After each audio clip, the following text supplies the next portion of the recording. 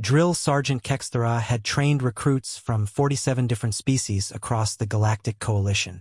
Her chitinous exoskeleton bore the scars of 3 wars, and her compound eyes had witnessed the best and worst that military training could produce. In her 200 cycles of service, she had never encountered a species quite like the humans. The obstacle course on Training Station Omega-7 was legendary. Designed by the finest military engineers from across the galaxy, it incorporated challenges from every known battlefield condition. Recruits typically required months to complete even the basic version. The advanced course, the one that separated elite soldiers from regular infantry, had a completion rate of less than 12%. Cadet Marcus Chun stood at the starting line, his pale skin already glistening with perspiration despite the climate-controlled environment. Unlike the other recruits who towered over him with their natural armor, enhanced reflexes, or multiple limbs, he appeared almost fragile.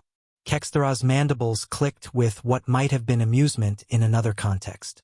"Human," she barked, her translator rendering her words in the harsh, guttural tone she'd perfected over decades.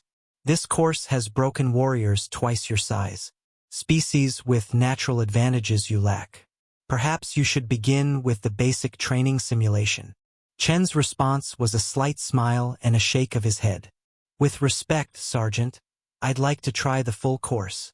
The other cadets, a Zentaurian with cybernetic enhancements, a Vorthan whose crystalline body could withstand plasma fire, and a hulking Gorvok bred for war, exchanged glances. They had been training for weeks just to complete sections of this course. Kexthera activated the timer. The first obstacle materialized.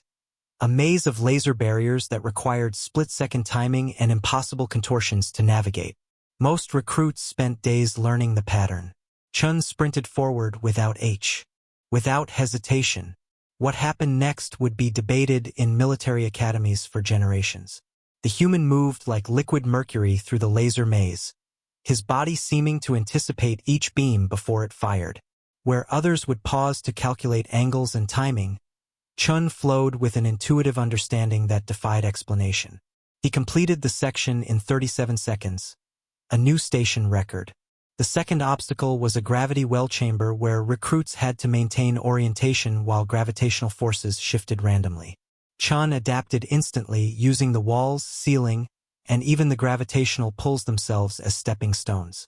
His inner ear, evolved from millions of years of bipedal locomotion on a world with a single stable gravity source, somehow extrapolated patterns from chaos. By the time he reached the third section, a combat simulation against 3 AI opponents, Kexthera's secondary hearts had begun racing.